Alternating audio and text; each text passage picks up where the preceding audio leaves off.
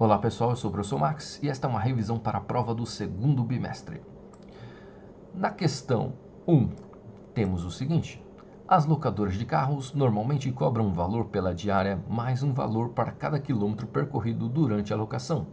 Na figura, vemos as condições de locação de duas locadoras. Temos aqui a primeira locadora, que cobra R$ 45,00 na diária e 85 centavos no quilômetro percorrido.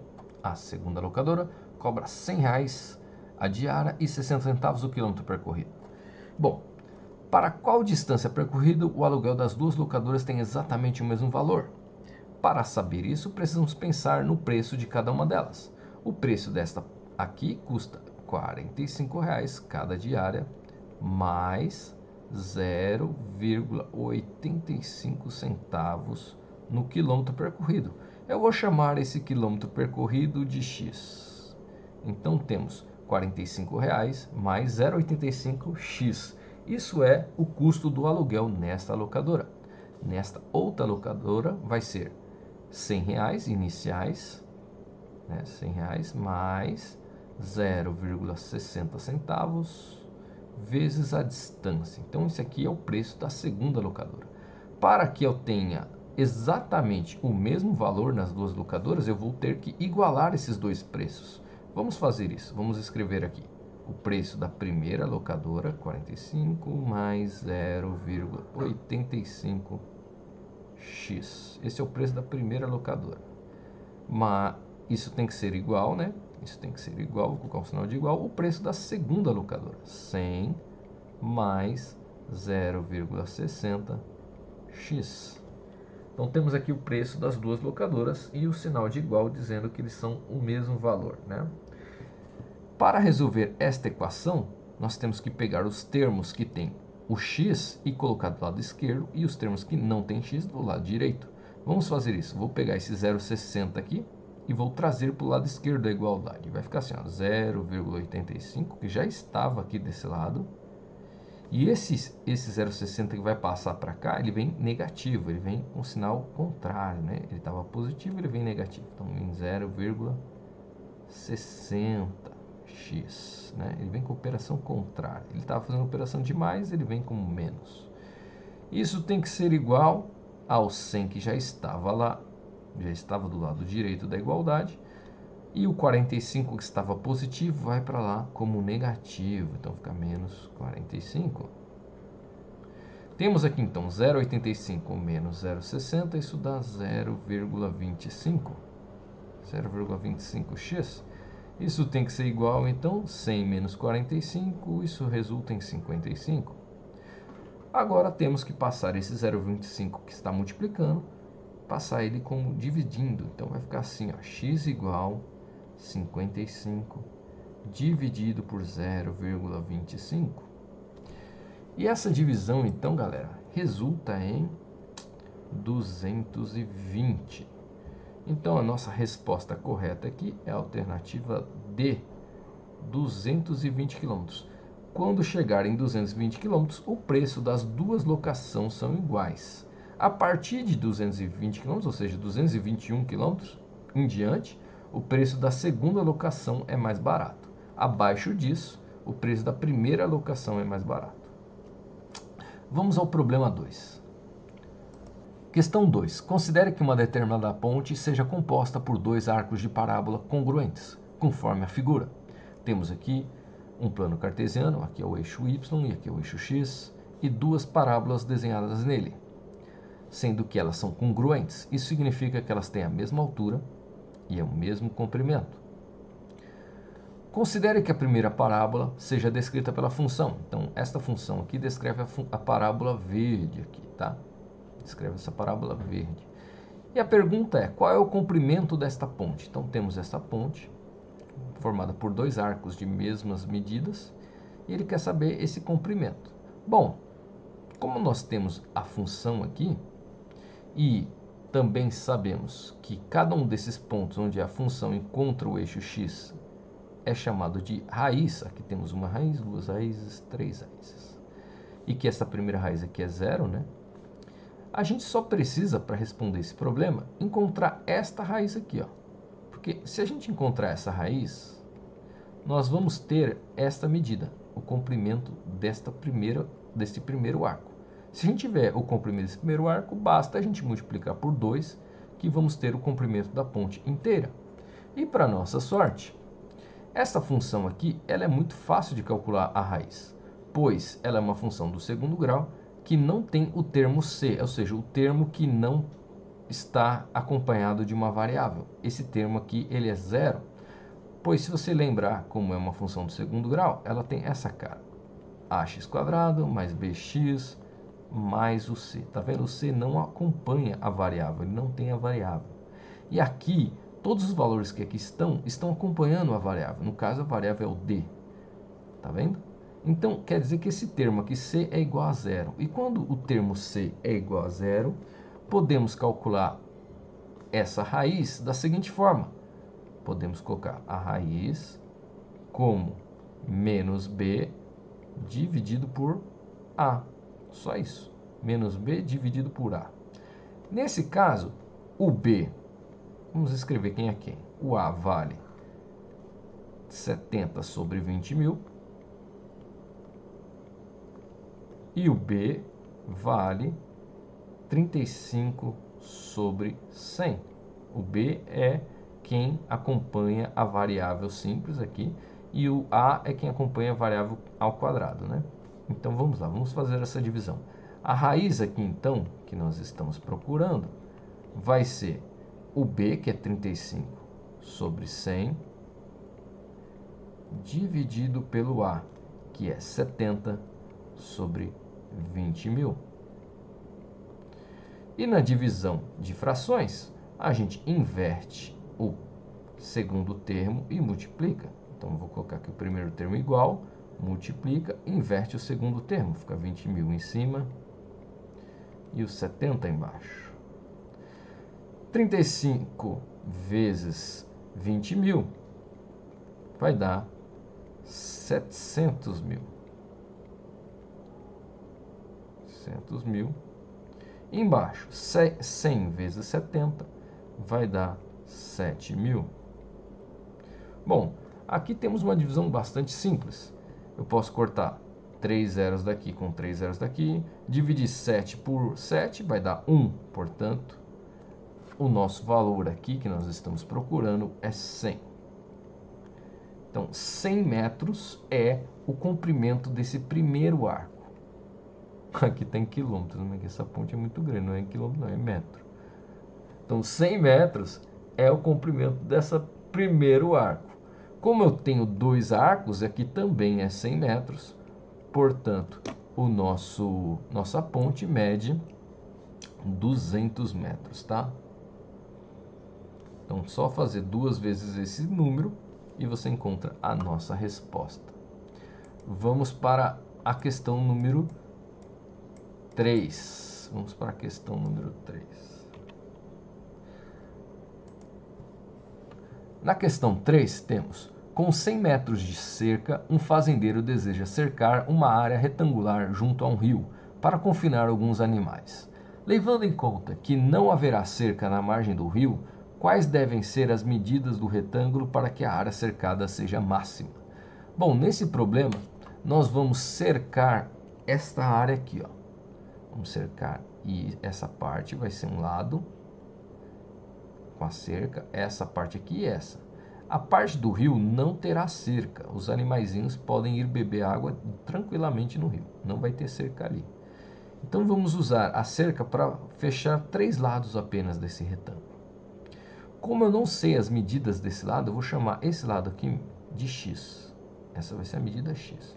E essa aqui também é a medida x. Já que isso é um retângulo, esse lado tem que ser igual a este. Agora, esse outro lado aqui vai ser o que sobrou da cerca, né? Vai ser 100 menos, esse lado aqui vai ser 100 menos 2x. Aqui nós temos já as informações do nosso retângulo. O que ele pede? Ele pede o seguinte: levando em conta que não haverá a cerca no rio, né? Quais devem ser as medidas do retângulo para que a área seja máxima? Bom, para que a área seja máxima, a gente tem que calcular essa área primeiro, né? Vai ficar assim, a x, que é o lado, vezes o comprimento, a altura vezes a base, vai ser a área do retângulo. Então, vai ser 100 vezes x vezes 100 menos 2x. Fecho aqui. Fazendo a distributiva, nós vamos ter 100x menos 2x². Então, temos aqui a nossa função que descreve a área dessa figura. Mas, como a gente quer a área máxima, nós vamos precisar calcular o vértice dessa função. E mais especificamente o x do vértice. O x do vértice é menos b dividido por 2 vezes o a. Nesse caso, o b é 100 e o a é menos 2. Então, o x do vértice vai ser menos 100 dividido por 2 vezes o menos 2. Isso vai dar menos 100 dividido por menos 4. Menos 100 dividido por menos 4, como nós temos menos dividido por menos, isso resulta num número positivo, e 100 dividido por 4 resulta em 25. Sinal de que o primeiro lado mede 25, e o segundo lado vai ser o seguinte, vai ser 100 menos 2 vezes 25. Então, vai ficar 100 menos 2 vezes 25. 2 vezes 25 é 50. 100 menos 50 resulta em 50. Portanto, os lados desse retângulo é 25 e 50 metros. Vamos para a questão 4. Na questão 4, nós temos a parte inferior de uma taça foi gerada pela rotação de uma parábola em torno do eixo Z, conforme mostra a figura. A função que descreve essa parábola é dada por... Então, temos aqui uma função que descreve essa parábola desenhada aqui pelo perfil da taça, tá? O perfil da taça encosta no eixo Y, aqui no ponto C, encosta no eixo X, no ponto V. E aí ele continua dizendo, em que C é a medida da altura do líquido na taça em centímetros, sabe-se que o ponto V na figura representa o vértice da parábola localizado sobre o eixo X. Quando ele fala localizado sobre o eixo X, ele está dizendo que esse vértice também é uma raiz dessa função, porque ele encosta no eixo X. E aí a pergunta é, qual é a altura do líquido contido na taça? Ou seja, ele quer saber o valor desse C. Bom, primeira coisa, vamos calcular o X do vértice. Porque se calcular o x do vértice, que vai ser exatamente esse ponto, nós vamos ter também a raiz da função. Então vamos lá. O x do vértice, como a gente já sabe, é o menos b dividido por 2a. Então vamos escrever isso, menos b dividido por 2 vezes o a. Como o b aqui vale menos 15, vai ficar assim, ó, menos da fórmula. Com menos 15 vai ficar um mais, né? Mas vamos escrever isso direitinho aqui. Dividido por 2 vezes o a. O a é 2/5. Então, quando a gente faz vezes, ali 2/5 não, 5/2. Quando a gente faz essa multiplicação aqui, nós podemos simplesmente cortar esse 2 com esse 2 aqui. E aí a gente vai ter menos com menos aqui mais, né? Vai ficar 15 dividido por 5. E 15 dividido por 5 dá 3. 3, então, é o x do vértice. 3 é o valor desse ponto aqui, ó. Esse ponto aqui vale x igual a 3, tá? Esse é o nosso ponto. Bom, sabendo que esse ponto também é a raiz da função, significa que se eu pegar esse 3 e colocar no lugar do x aqui, vamos ter que essa função vai dar zero. Então vamos fazer isso. 5/2 vezes 3 ao quadrado menos 15 vezes o 3 mais o valor c tem que resultar em zero. Isso obrigatoriamente tem que dar zero. Então vamos lá. Como é que vai ficar essa função? Vai ficar assim, ó, 5/2 vezes 9 menos 45 mais c tem que dar zero. Bom, 5/2 de 9 vai ser 5 vezes 9, 45, que dividido por 2 vai dar 22,5 menos 45, que mais c, opa, a caneta falhou, e mais c é igual a zero. Bom, 22,5 menos 45 vai dar menos 22,5, mais c é igual a zero. Um número que menos 22,5 mais C, que dá zero, é o próprio 22,5, né? Para isso aqui dar zero, o C tem que valer exatamente 22,5. Portanto, a nossa resposta aqui é 22,5. Então, essa taça, ela é bem estranha mesmo, né? Primeiro que ela é formada por uma parábola e depois que ela é gigante, né? Porque o líquido vai estar na altura de 22,5 centímetros. Vamos para a questão 5. Na questão 5, que eu acabei escrevendo como 6, mas é a 5, diz o seguinte: um ônibus de 38 lugares foi fretado para uma excursão. A companhia exigiu de cada passageiro R$ 100 pela passagem, mais R$ 10 por cada lugar vago. Então temos aqui o ônibus e as condições da viagem. Para qual número de passageiros a rentabilidade da empresa é máxima? Bom, a rentabilidade da empresa é calculada como número de passageiros, né? Vou colocar assim, passageiros, vezes o preço da passagem, né? O preço que eles vão pagar para viajar. Bom, vamos lá. A quantidade de passageiros vai ser o total de lugares, 38, são 38 lugares, menos os lugares vagos, vou chamar de V, lugares vagos. Então, isso aqui é a quantidade de passageiros desse ônibus. É a quantidade de total de lugares menos a quantidade de lugares vagos, né? Quantidade de lugares que ficou em aberto. Bom, o preço, como vai ficar o preço? O preço é R$ 100, está escrito aqui R$ 100, mais R$ 10 para cada lugar vago. Por isso que eu coloquei o V aqui no final. Então, R$ 100 mais cada lugar vago vezes o V. Quando a gente faz a distributiva desses valores, vai ficar 38 vezes 100, que dá 3.800. 38 vezes 10, que dá 10V, né? Que vai dar 380V. E aqui, menos V vezes 100 dá menos 100V. E menos V vezes 10V fica menos 10V ao quadrado. Isso aqui dá então 3.800, 280V, menos 10V ao quadrado. Essa função descreve a rentabilidade dessa empresa. E como eu quero o valor máximo dessa empresa, dessa rentabilidade, eu vou calcular o x do vértice. Para saber isso, basta pegar o menos b dividido por 2 vezes o a. O b vale 280, então menos 280, dividido por 2 vezes o a. O a é menos 10. Isso vai dar então menos 280 dividido por menos 20. Menos dividido por menos dá mais. E 280 dividido por 20 dá 14. 14 pessoas. Aliás, esse 14 pessoas não, só que são 14 lugares vagos, né? Porque olha a nossa variável. A nossa variável é o V, lugares vagos. Então isso aqui são as quantidades de lugares vagos.